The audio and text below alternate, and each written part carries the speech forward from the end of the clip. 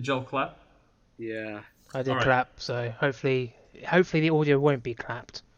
I Yeah. clapped. I was gonna say. Alright. Wow. So, welcome everyone to Those Fellows podcast. I'm your host, but not really the host, Echo, and I'm joined today by Callum, Hello. James S, What's up, guys? and Flynn. Alright there, guys. Jackie Boy ain't here today, so we can chat shit as much as we want. No, I'm kidding. Yeah. He's short and he's northern. He's short. Wow. What a start. He's short Already and going he's in. northern. Right. I think the first thing we should tell everyone is why we've had a bit of a hiatus so far.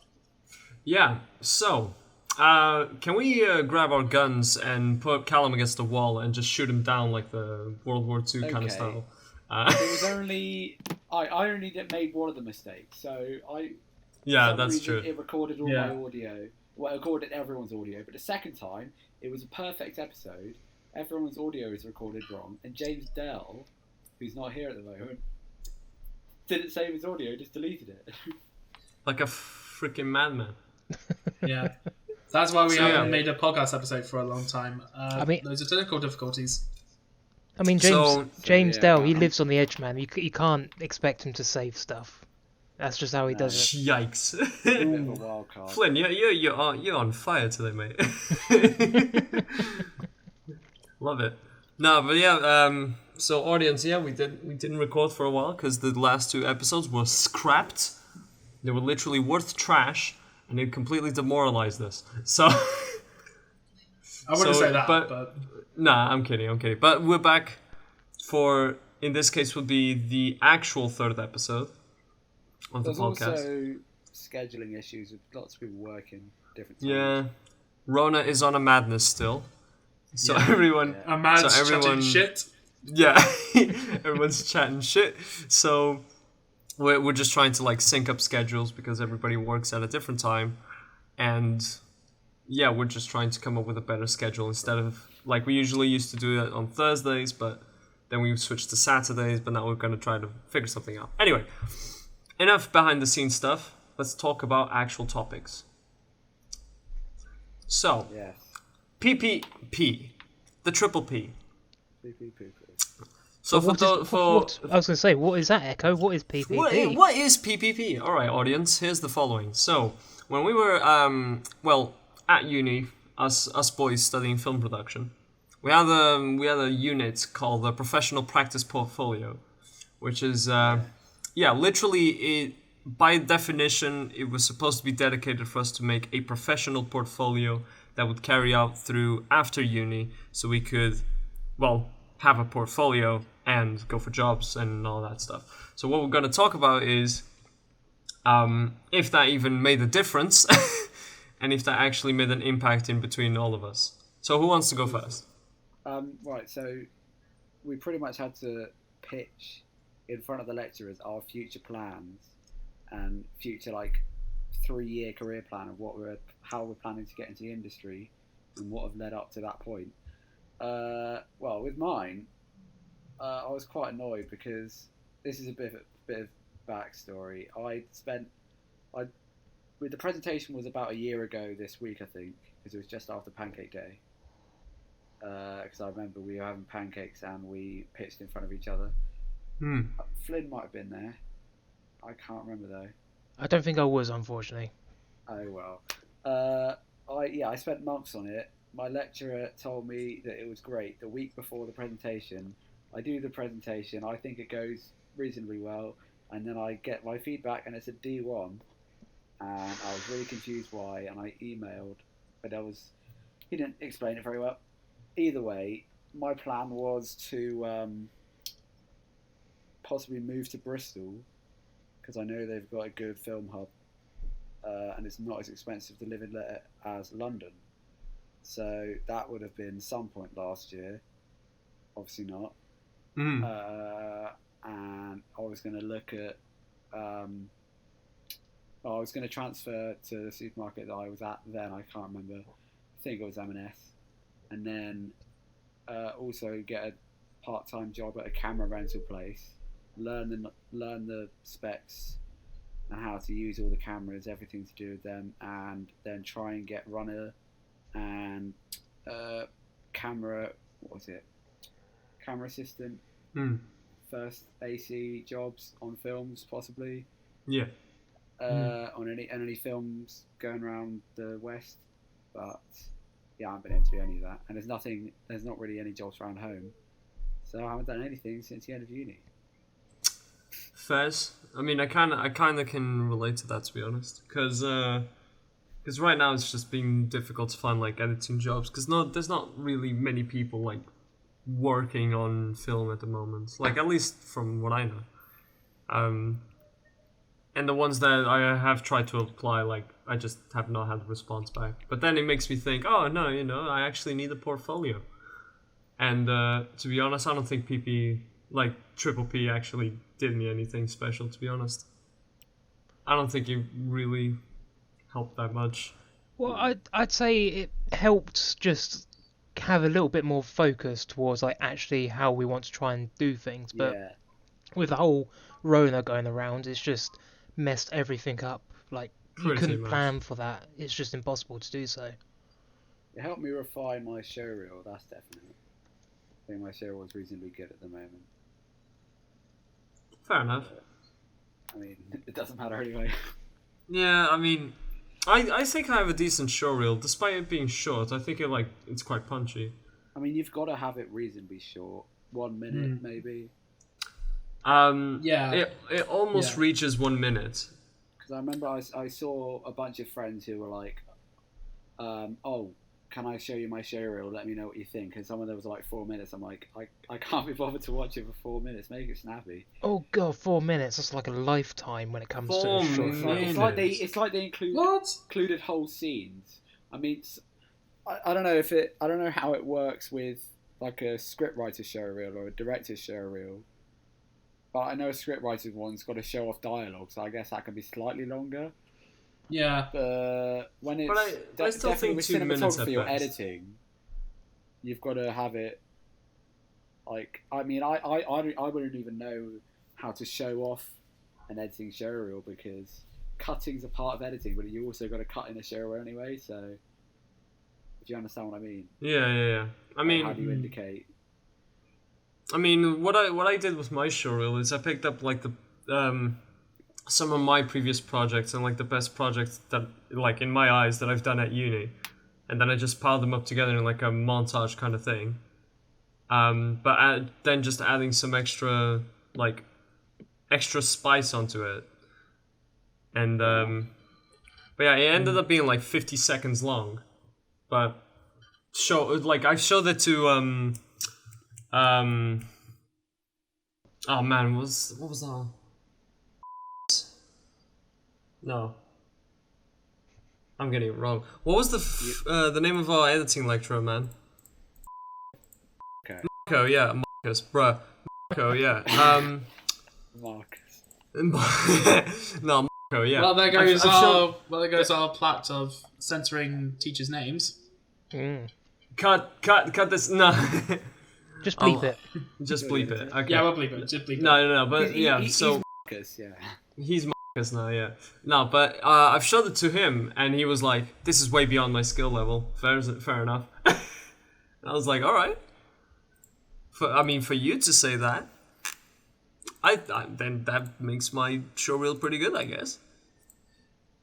So that was fun. But I've had some people like look at the showreel and be like, yeah, this is banging. But then I also feel like when I apply for jobs and then I show them the showreel, I don't think like they get the punch of it. Yeah. You know, like sometimes I think that, like, applying for editing jobs specifically, like, I feel like the demands that they have, like, on what they want people to do is, like, slightly ridiculous. Not gonna lie. Like, I've done an application for a video production manager position. Yeah. And I did, like, a very nice, like, application. They even sent me. I even got to the stage of like, oh yeah, do these like 2 tasks, and I did the 2 tasks, and I made like a PDF of the process behind it, like what I've done, how I did it, etc.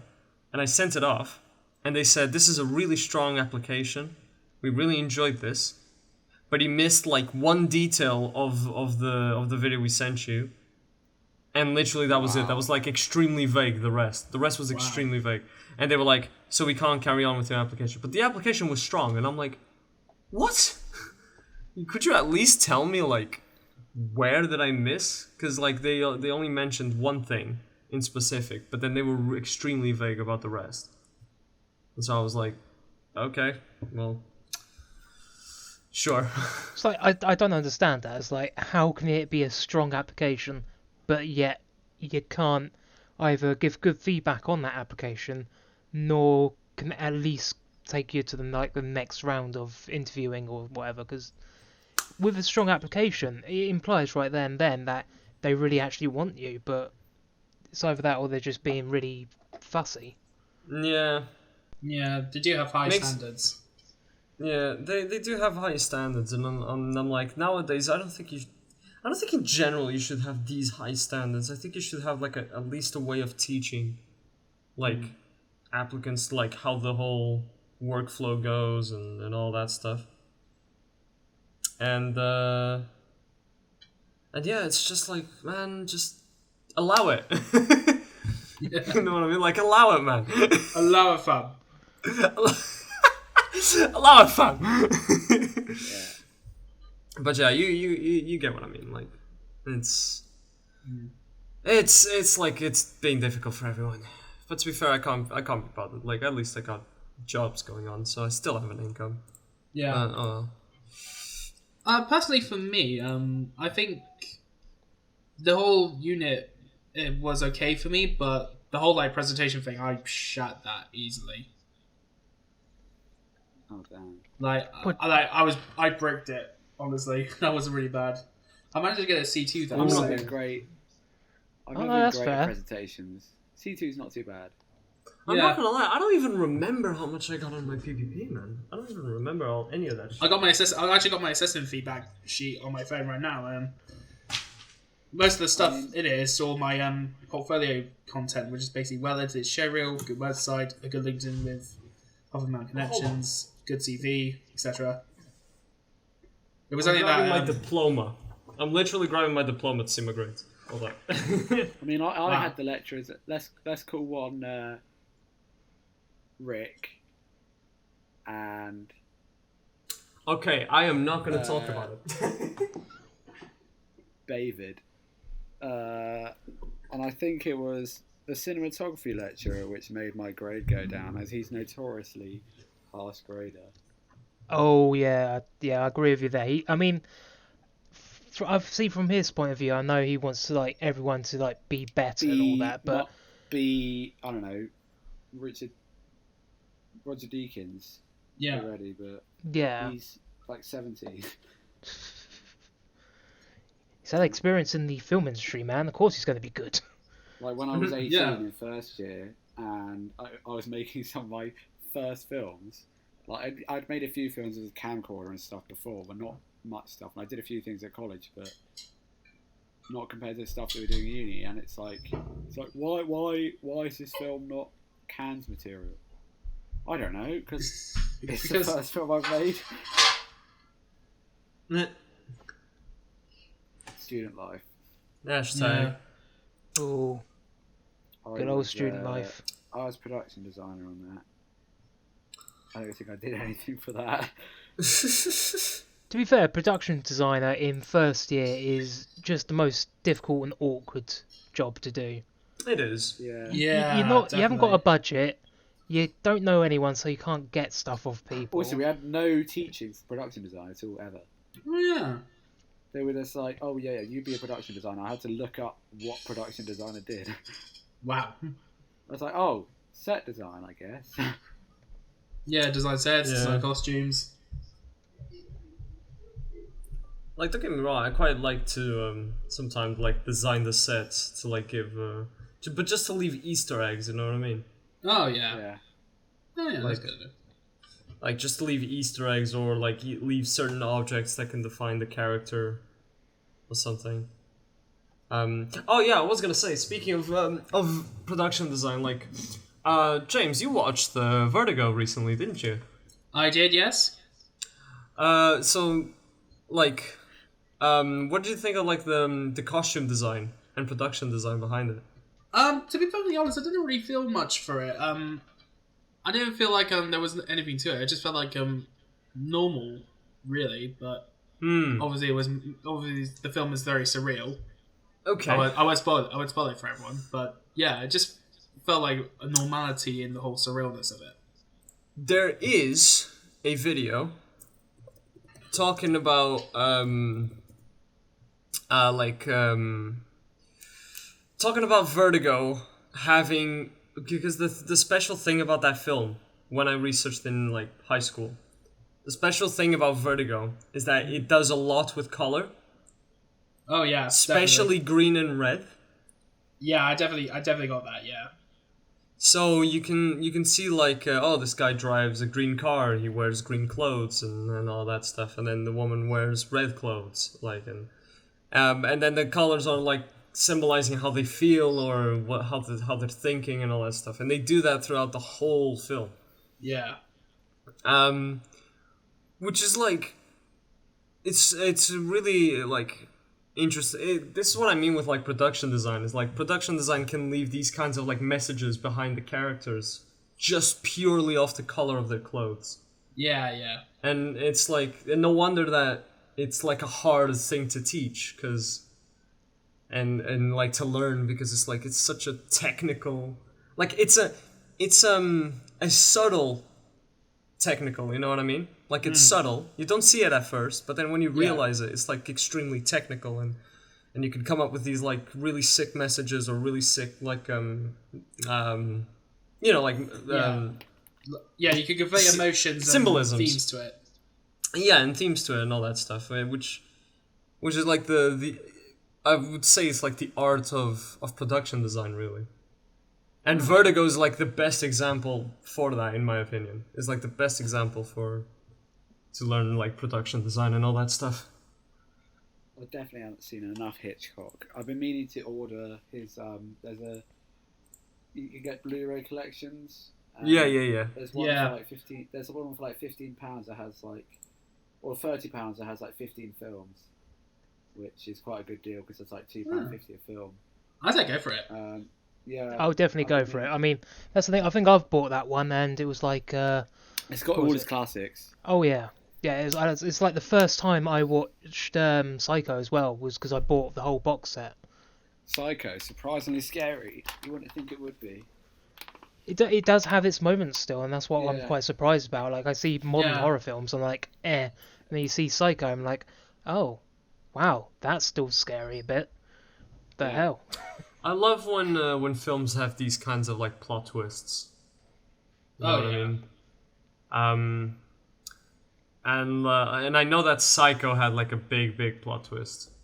It's like where the film's way too old. There's no way I can spoil this. Y'all boys at home should have already seen it, so I'm gonna say it anyway. Where the plot twist is like is how the mother's actually dead this whole time.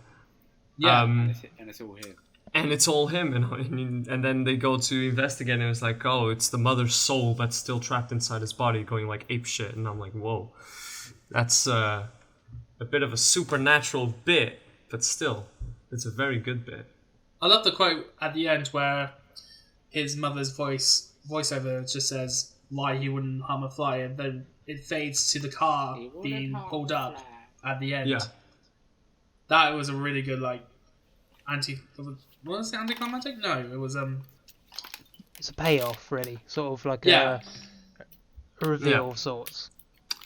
I was also like I was gonna say, speaking of horror, there's a fantastic project going on. If you guys haven't found this yet, I absolutely, especially at home, I absolutely recommend you going through, like, if you have a Twitter, go to Twitter and look up The Sun Vanished.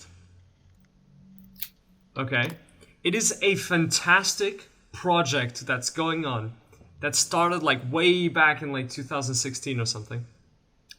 And just if you go through the first tweet and then you read through all of the tweets of the account, you will see that it has a fantastic story behind it, and it's like a horror thriller kind of like story, where the guy's tweeting out how the sun vanished, it's permanently dark where he is, and it's like starts getting cold, and he has to like try to survive, and like try to like see like like people on Twitter make decisions for him. In some cases, it's a mixture of a thriller story with an alternate reality game, where people like can actually interfere with the story. You see what I mean?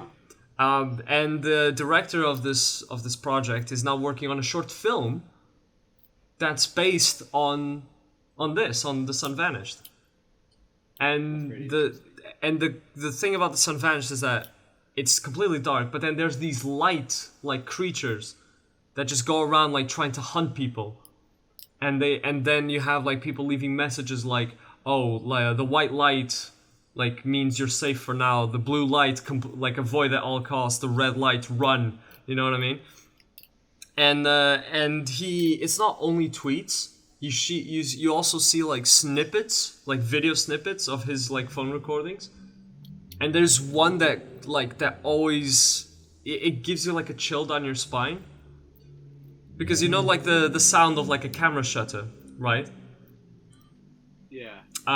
So you see this guy like hiding, and he sees like, and he hears those sounds just going like, right? And it's like a white light. But then as soon as the white light notices him, it shuts down for a second, and then it starts like, there's a more intense like shutter sound, and he starts like blinking red lights, and the guy like starts running away, and it's like really, really creepy. I don't know why, but this is reminding me of I don't know if you guys seen it. It's like a really low budget sci-fi film called Coherence. It's a few years old. It's about a comet that passes over whilst there's a dinner party happening, and it goes into parallel dimensions, and like someone leaves the party and they go down the street and they turn up at the house and they think they're back at the same house, the same party, but things are slightly different. Ooh. And it goes, it's like really, really clever. I definitely recommend it. I think it's on Amazon.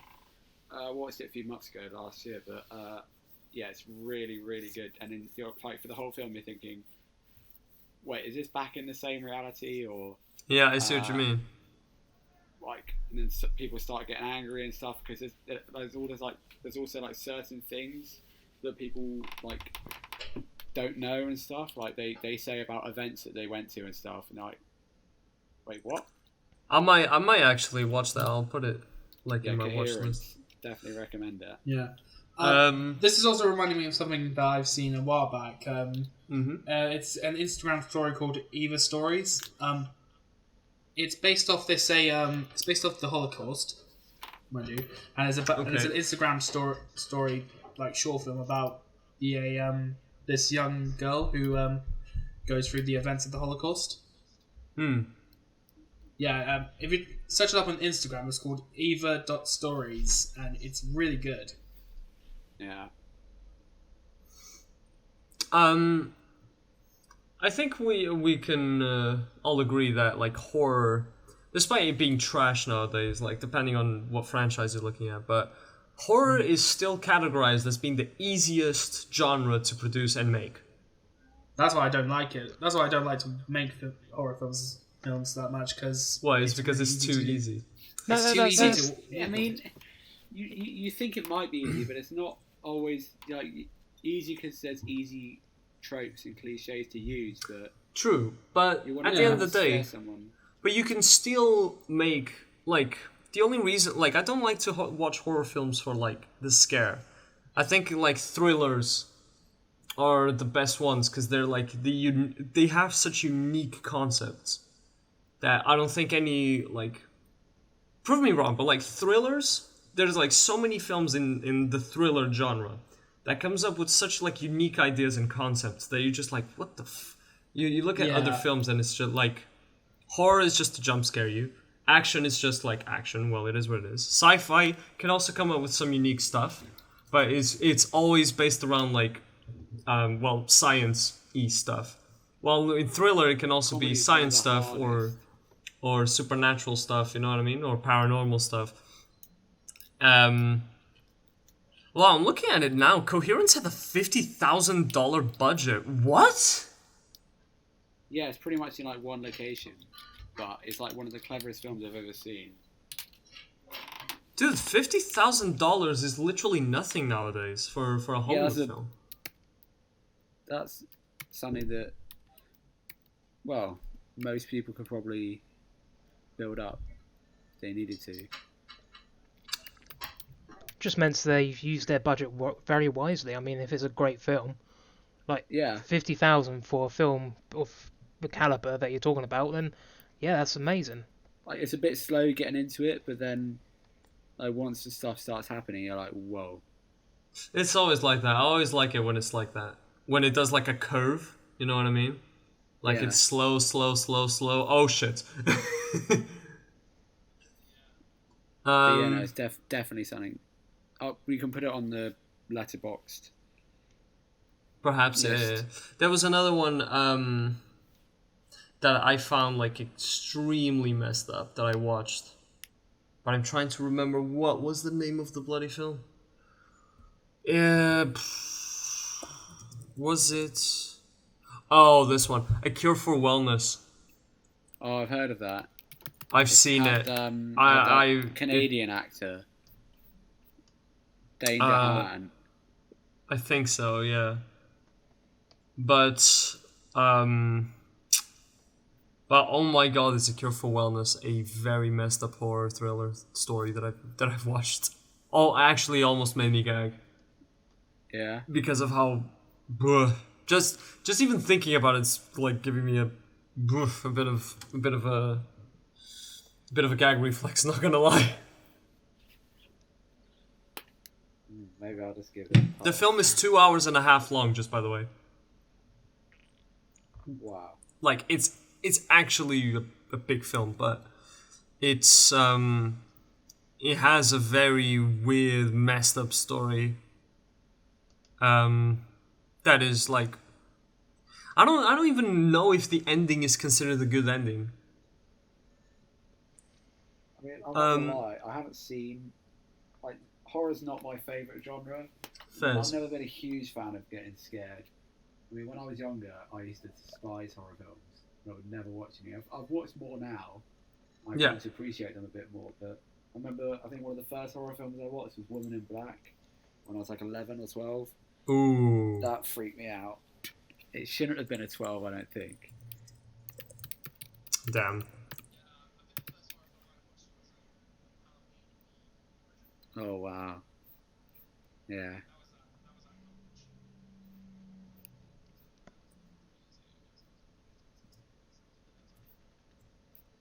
Fair enough. I haven't seen Halloween yet. It still holds up today. Like it is. I went to go see it because they went. It was like the anniversary, I think, 2 years ago. Went to go see it in cinema because it was like a 1 day thing only. Still holds up today. Still Yeah. holds up. What do you guys think of films that have a bad ending?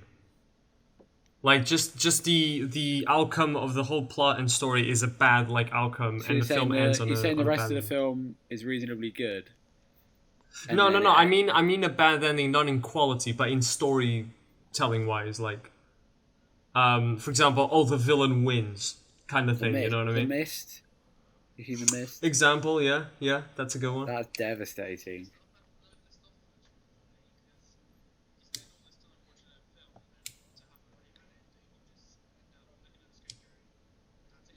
I remember we had to watch The Mist in first year as one of the weekly films. Oh yeah. That was the first time I watched it. It's some disgusting bits in it. I've watched bits of it, but I do know what the ending is and all I that. hate. I mean, I don't mind spiders that much. Like, if I see one on my wall, I'm not going to squash it and run away. I'll take it out the window. But when there's a film with hundreds of spiders, that freaks me Yeah. out. There's The a scene when they go into the off license and the bodies There- the spiders in. Ugh. yeah.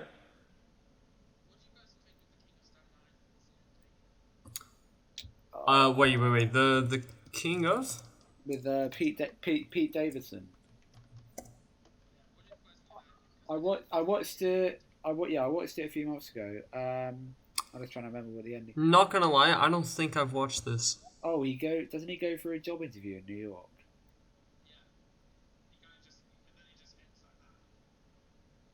I mean, it's not. I don't think it's terrible. I mean, it's the kind of film where you're not going to have a big, massive, crazy ending.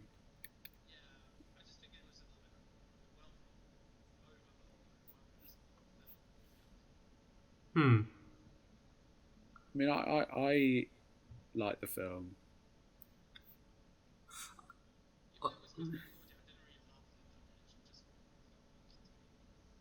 Fair enough. One of the I was, best comedy. What were you gonna say?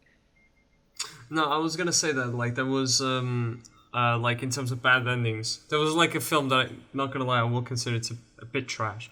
I don't know if you guys watched the film called Life. The whole like sci-fi horror thriller film. With Jake With- Gyllenhaal. And Ryan Jake Reynolds. Gyllenhaal, Ryan Reynolds. Yeah, I thought it was reasonable. It could have been so much better. I'll be I honest. mean, I just feel bad because I'm like, you see the shit rearing off. You're like, no. I saw the film when I was feeling nauseous. Biggest mistake of my life. Oh 'cause god! I- The scene where Ryan Reynolds is in the room. Yes, don't please. And he's like, Just no, stop. Oh, no. Stop. No, it's disgusting. I think they tried really hard to make it disgusting, not gonna lie. Some people thought because it's Sony, it was a prequel to Venom, because you can sort of see that, but it's a totally different Alien. Yeah, totally different alien and totally different franchise. But I like how the whole film, the plot only continued because of the protagonists making absolutely shitty mistakes. Yeah, like And I mean, I don't know. Should we say spoilers? Spoiler alert. You can Yes. skip ahead 10 minutes. no. Anyway, yeah, spoiler alert for this next bit. But as soon as Ryan Reynolds gets trapped in that room with it, they should have just never opened the door. Exactly. Or does it get out an air vent? I can't remember. No, like he didn't even Oh wait, need to. no! The guy, it was trapped around the guy's arm. Ryan Reynolds should never have gone in the room. Yeah, if they just left him there, that would be They fine. would have. They're scientists. They're, I don't know, Air Force people. They should realise that's a risk, and Yeah. they should all be The, fine with that the decision. problem is that like the whole plot of the film could have ended if they just left the scientist in that room, because at the end of the day, he was the one that hid the beast on his leg, and he got it yeah. like near the rest of the crew. Just because, I value the life of this creature more than ours. Oh, can you piss off, for fuck's sake? More than the whole value and life of every human on the planet. Yeah. So and he's essentially kind of like the one who hides the zombie bite if he gets bitten in the group. Pretty much. Yeah. Yes, Matt exactly. Hancock. And then the ending of the film where it's like, oh yeah, we're gonna send a pod to fuck all in space, and the other pod will go straight to Earth so we can deliver this black box and like show the team like back on Earth like what happened here. And plot twist, the black box is actually the one that was sent into fuck all out of space, and the one with the alien was sent into fucking Earth. And then the guy was shouting, "Don't open the pod! Don't open the pod!" Plot twist: the people were Vietnamese; they could not understand what he was saying, and opened the pod. And I'm like, "Congratulations, you just ended life on Earth." You just made Earth into Mars, because that was the thing. They found it on Mars. Like a Yeah, they bacteria, found it on Mars. Yeah. Microscopic organism. And then they were able to make it The grow. scientist guy was fascinated by it. I think he cut his finger, deliberately gave it some blood, and then it got bloodthirsty and killed them all. Yeah, I think something like that. Then it broke his like arm completely. Like fucking. That was disgusting. That Wait, was hang super on, hang on. disgusting. So he was taking notes from Michael Fassbender in Prometheus. Just like, oh, I'm just gonna, you know, allow this life form to come onto the ship, and I'm just gonna drop my finger to, knock someone out so they can be taken by it or whatever. Yeah, you see what I mean? Class. Like, a lot of people are saying that Life was like a rip-off of, not a rip-off, but like, they took too much inspiration from Alien. Yeah. And it was like way too similar to Alien, so like yeah. Have you guys seen Danny Boyle's Sunshine from like 2006? That is really good. It's about a team: Cillian Murphy, Chris Evans, a bunch of big actors. They have to go on a mission to reignite the sun. 'Cause it's To dying. reignite the sun. Well, the sun it's getting too cold, and so Earth's been plunging into a new ice age. But so I think they go to the sun to nuke it and restart it. But it's I mean, it sounds a bit silly, but it's really, really good. But Did they taste the sun at least? taste? Yes. Did they like get a bit of the sun and they got like smoked or something? I don't know. Well, they like stuff occurs on the ship, accidents happen, but it really it's like I think it was what's his name, Brian Cox, the astrophysicist, was researcher on the film. So it's quite accurate. Like I like Fair. it when sci-fis do that. Yeah. I don't just go, oh, this sounds sciencey enough.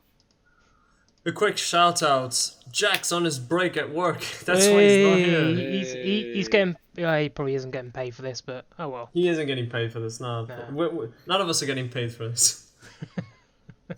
But yeah, what I was gonna go on next. I don't know if we are like quite done with this topic, to be honest. I mean, we could go on and on with this like non-stop. I'm pretty sure.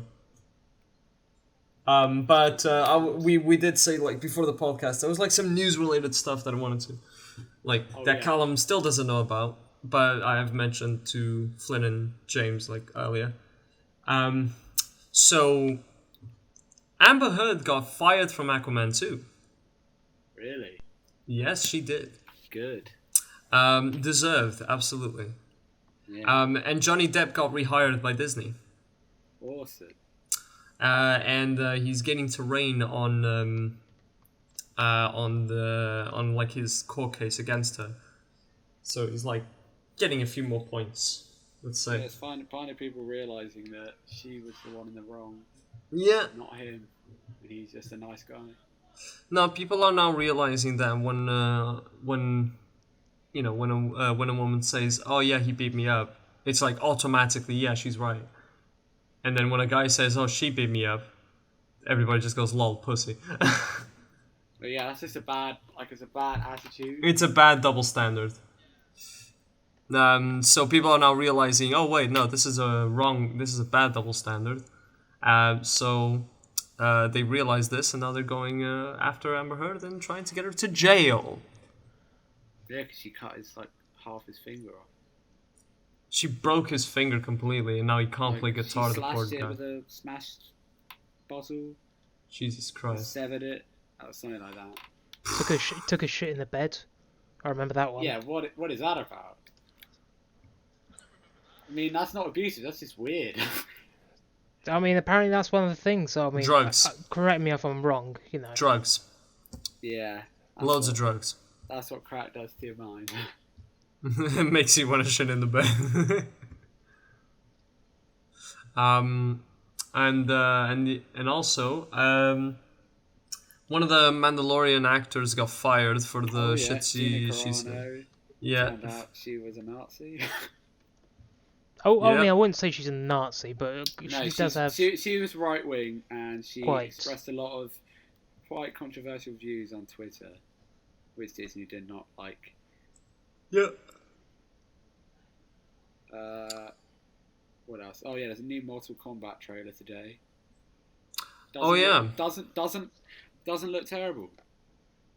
Looks alright actually. That's Nice. that's the thing though. Trailers. I have a real issue with trailers these days. Like, I remember watching the trailer for Suicide Squad, and me and my Oh my mates, God. we thought that It was looks going to good. be the shit. Yeah, we thought it was going to be brilliant. We get to no, it's absolutely terrible. It's bad. It's just terrible. We walk out of cinema, we don't know how to think, and then we get home, we're like, what did we I what like did we do? how you mentioned Suicide Squad, but I like how Jared Leto got absolutely triggered when the film Joker actually did really well. Oh my God. Speaking of Jared Leto, I cannot believe in the new Justice League trailer he says we live in a society. Oh God. Does he actually? Yeah, he says we live in a society where there's something. But isn't the oh new? my God. Wait, but isn't the new like? Isn't Jared Leto's gonna be a Joker in the new like film that's coming out, right? But that film is being directed by Zack Snyder, isn't it? It's a re-release. Because Justice League came out in 2017, and Zack Snyder did like half of it, and Joss Whedon took over because is it Warner Bros. Wanted rewrites, and well, this is Zack Snyder's version without any of Joss Whedon's stuff, and it's like going to be 4 hours long, and it's everything. It's for the fans, whatever. But yeah, it's his version, so it's going to be quite a bit different to one that was released a while ago. Yeah, but I still like. I don't think like there should be these kind of grudges like between actors, like because I can understand that Jared Leto was under like a shitty director to make like Suicide Squad, and not a shitty director and a shitty editor as well. He's also Jared Leto, though. Huh? He is also Jared Leto. To be fair, his performance from like everything that was being leaked, saying that he was really method acting, it was quite bad. I'd say, like he's done good things, but his performance in it was just terrible. He can be a bit of a diva. Yeah, he's a bit of a diva. I mean, for him to be like triggered with another film that he's not even on doing Wait, so like he well. was triggered by Joker. Yeah. Him being triggered by Joker, that immediately says like, yeah, you're just being a diva. Shut up. Talking about Joker, there's a.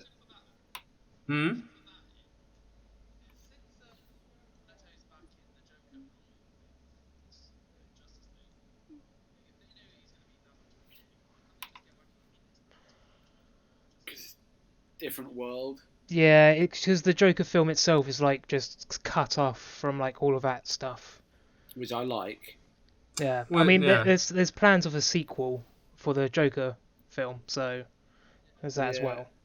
I mean, I really like Joker. There was a Cruella de Vil trailer release this week, and I'm like, are they just trying to copy Joker? That's what the vibes I got from the trailer. Like,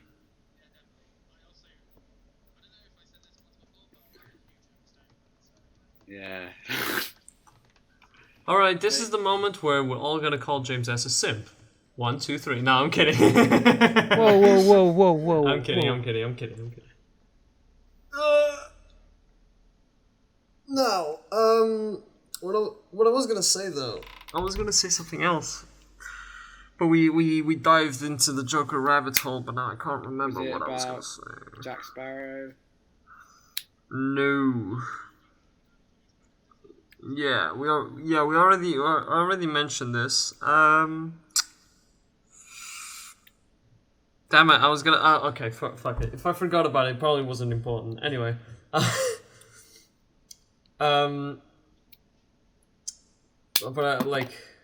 it's really like itching on my head. Like there's something going on. I hate when that happens. I hate when that happens, man. But it was like film related, and it was about like trailers. Suicide Squad.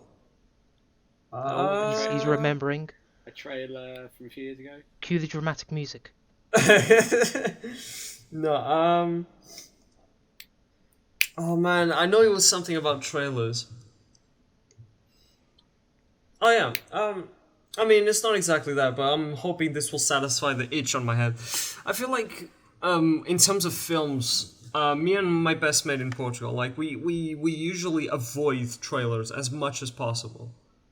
Yeah, Because one there of are my some friends does that. trailers, because there's some people that like do trailers incorrectly, to a point where they show off, like, oh, I remember now. So where I was going with this, the reason that we don't watch trailers that much is because trailers have a high risk of giving away the plot of the film Yeah, and giving away like some important details about the film, but they can also be deceiving. A big example is an Austrian film called was it Good Night Mommy? Yeah, Good Night Mommy. It's a horror thriller film in which the trailer like gives away like makes us think that the mother eats a cockroach, because like the kids like put a cockroach in like in her face, and the cockroach goes into her mouth, and then the next thing that they cut to is her munching on something. So it made us completely freaked out, being like, oh fuck, like she just munched on a cockroach. But then like I watched the film and that doesn't happen. wow. You really wanted to see someone eating a cock. No, it's not that I don't want to see it, but it was like it made a really good like creepy scene. You know what I mean? Like, But yeah, you've got a good point about revealing plot points, because I don't know if you Yeah. guys remember the Terminator film a few years ago, Terminator Genesis, where they revealed in like the second trailer that John Connor was a Terminator. Like they made him evil. And I'm like, oh, okay, cool, cheers. No, but by the way, if you do want like another horror film to watch, do watch Goodbye Mommy from 2014. It's an Austrian film. It's actually really good. It's actually a good horror film. It's very hard to watch because it can be like really, those like very slow, no music, suspenseful, like gory thing that's going on, or Yeah. possible gory thing that might happen. It has those, and it made me like not cringe in a bad way, but like it made me like tighten up my muscles, being like, "Ooh," you know what I mean? But it's a really good film. It has a really good twist to it. And I definitely recommend Goodnight Mommy as like a very horrifying experience. Oh, maybe. Yeah, I think he even won an award or something. It had some nominations for Best Motion Pictures, like Satellite Award for Best Motion Picture, Critics' Choice Movie Award for Best Foreign Film, Fair enough. European Film Award for European Discovery of the Year. Huh. You guys been watching any of the, well, it seems like award season films?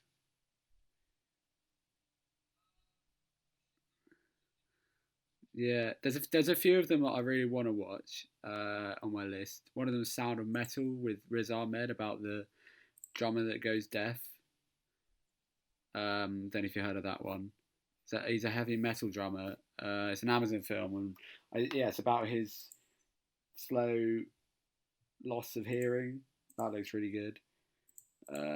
There's another one. What's his name? That looked interesting. Another Round with Mads Mikkelsen. Oh yeah, 4 high school teachers consume alcohol on a daily basis to see how it affects their social and professional lives. Oh, I think I heard of that one. That one actually did pique my interest. Yeah. He's right. Wait, what was it called again? Another Round. Danish. Looks quite good actually. Ooh. He goes into, I guess, alcoholism and the good and bad sides of it. I mean, yeah, it seems like there's quite a few interesting films on the awards list, surprisingly, as I don't know when they got made. I like how I think this is in Danish. The film's called Druk. It's like drunk, but it's missing an N. Maybe That's how complicated. drunk the film is. I know.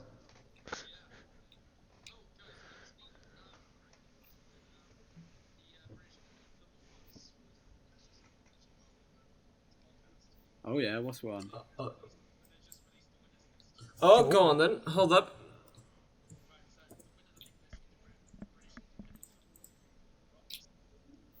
Rocks.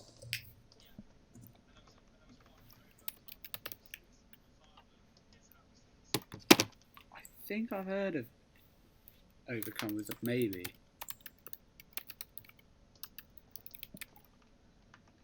Or maybe I'm thinking of another one.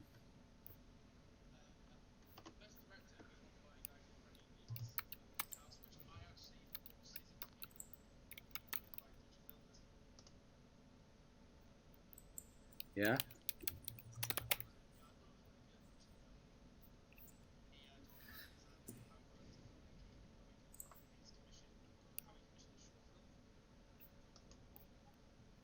Yeah. There's there's a British film, Calm with Horses. Yeah, I've heard of that one.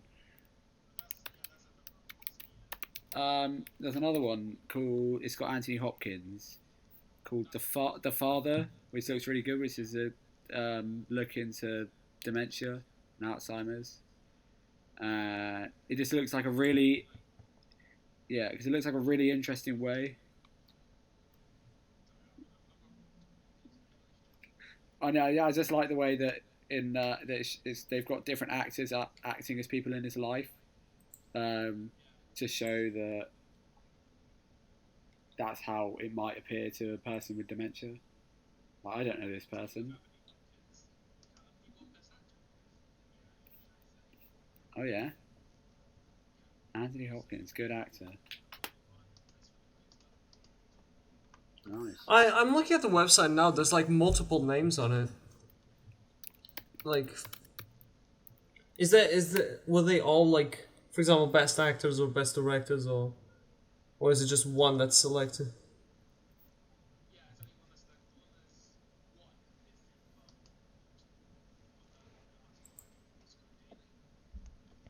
Oh, okay. Because I'm looking at the actual website of it, but let me find this article.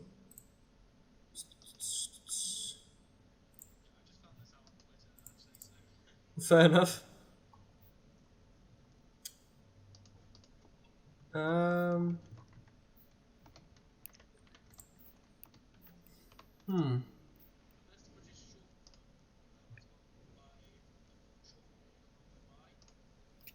Oh yeah. There's a film Breakthrough Producers host, which I know Dale in our group really, really likes. He's always tweeting about it. It's a horror film. Another one of the horror films, like Here it is. The Computer.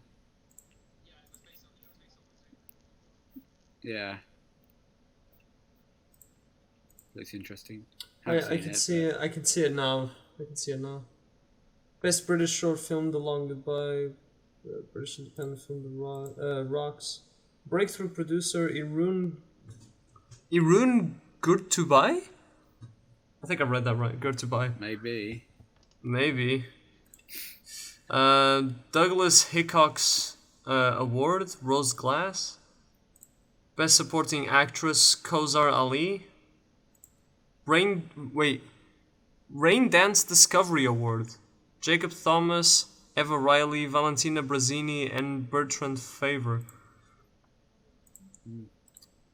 And I think that's...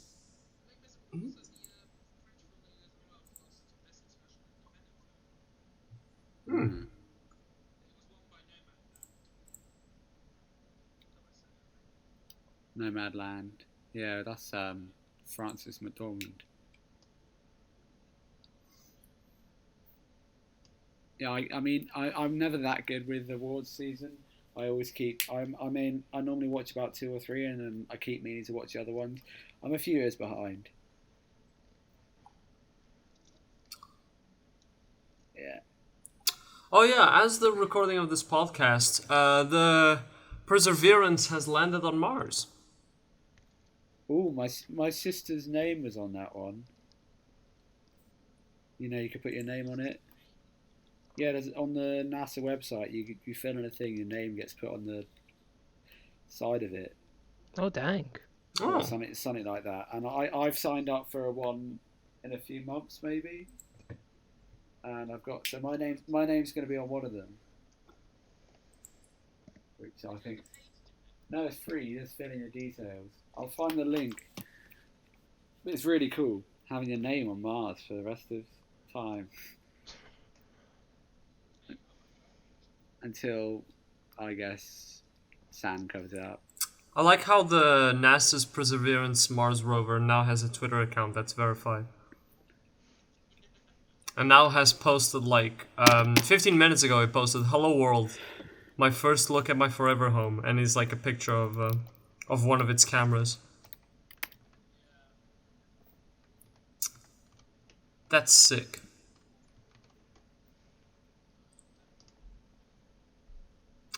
Wait, is there a website called Mars Viewer? Wait, what? What is this?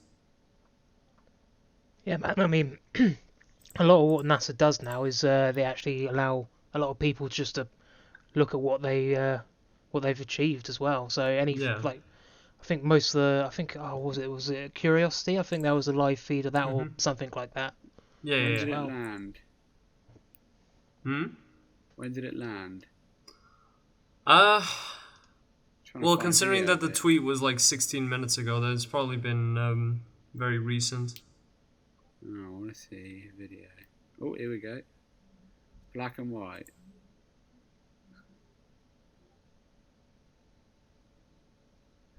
All the videos are we're definitely going by social distance guidelines. Shut the fuck up.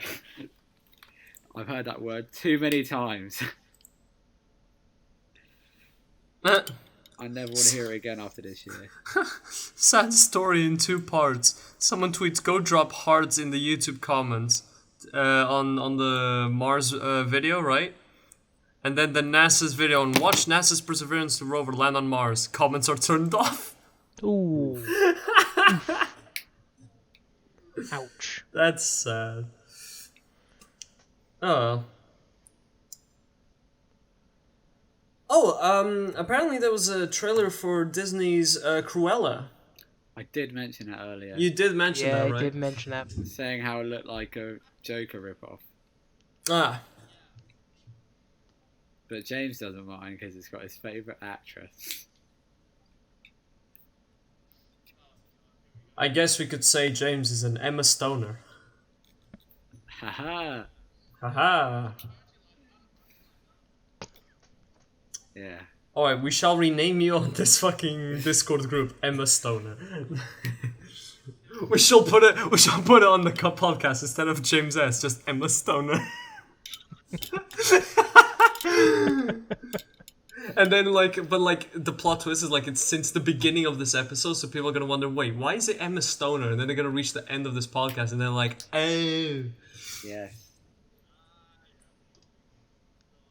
No.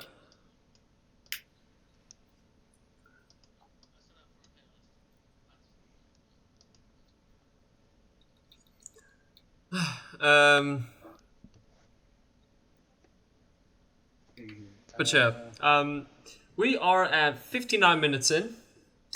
Yeah. I think this could be a good time to call it there for a return. Fair enough. So, shall we cast it out then? Shall we do the ending, the finale? Yes. Yes, Flynn. Yes, Flynn. Do the finale. Just me doing the finale. All right. Just you doing the finale because I don't think you spoke that much. Just To get be fair. warmed up. Let's see if you got it in you. Right, how fast can I quick? How fast quick? I don't know. There we go. So, thank you everyone for watching this one or listening or whichever way of doing anything these days because it's all Corona and we don't know. But again, thanks to Echo being here as well. It's just you, Flynn. It's just me. It really is just me. Right, so I'll do... No, I'm kidding. No, imagine us just leaving the podcast and then it's just Flynn. just slowly leaving up. No, I'm kidding. But thank you guys for watching and listening, depending where you are. And follow us on Twitter. Those fellows like films on Twitter and Instagram as well. Don't forget And to, I don't know, like the video, subscribe to those fellows. to them fellows. To those fellows. Do who press is the it? big shiny red button in those fellows. And do subscribe and keep in touch, and we will see you on the next one. Yes, Cat- and don't cat- forget, Jack, prepare. Catch you on the flippity flip. Don't panic, guys. Don't panic. And do not panic, we will take Jack out of our basement. It is okay. Hopefully we'll get some. Wait, that's where extras. he's been. Oh crap. Dench. Dench. Not. Alright, see you guys later. See everyone later.